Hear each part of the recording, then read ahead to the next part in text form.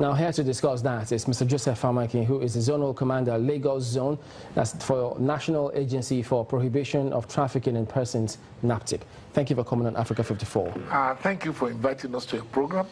Well, now that we hear this kind of stories, how does NAPTIP engage in this kind of scenario? A lot of Nigerians are trafficked, both internally and externally, unknown to them that they are going to the world of the unknown. People are trafficked to different parts of the globe for sexual, for labor exploitation, removal of organ, and all forms of exploitation.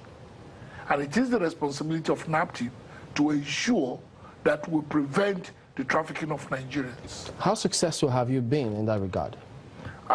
If you look at what is happening now, vis-a-vis before the enactment of the law in 2003, it has created consciousness and awareness in the mind of people.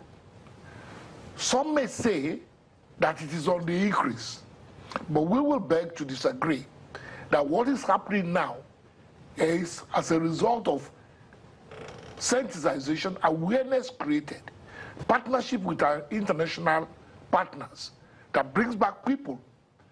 Our partnership with IOM that brings people from Libya on weekly basis, those of our brothers and our sisters that are trapped in this war-ravaged country, they are being brought back. And so as soon as they bring them back, it comes to the domain of the public. And that's why they're looking at it as if it's on the increase. It has always been with us. It has always been with us that our children are trafficked to different places for sexual exploitation. What do you do with stories when you hear that some are being sold in Libya? When we hear stories where people are being sold to the ordinary people on the street, it is new. But to those of us in the agency, these are some of the reasons we've been going out on sensitization. These are the reasons why we say people should not leave the known for the unknown.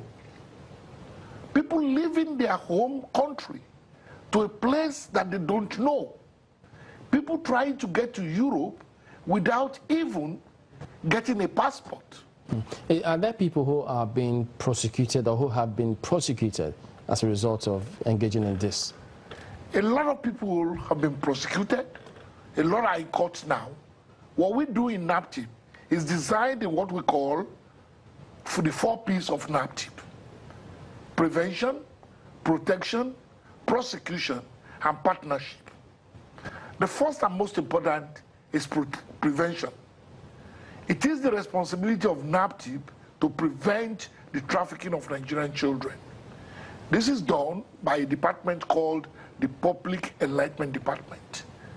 This department, they go to schools, they go to public places, town hall meetings, to tell people about the evil effect of human trafficking, the methods, the deceitful methods used by traffickers. Now, as we heard, some have returned. There are those who are still likely to return. Do you have any information? How many are you expecting back and when? From beginning of this year to yesterday, we've had a total of 4,723. Yesterday, 243 came in. They were all male. And on Saturday, we're expecting more to come in. It is a continuous exercise. These are people who left Nigeria determined to go and seek for greener pasture. Certainly not pleasant experience. I hope the message sinks to a lot of people. Well, Mr. Joseph Famaki, thank you for joining us today on Africa 54. Thank you for inviting us. And our prayer is that people should understand the single fact that there is no free lunch in Freetown. They should stay at home, work, and they will be successful. They'll get the message. Thank you. Well, I want to know what you think about Africa 54 and the stories we cover. Join the conversation on Facebook.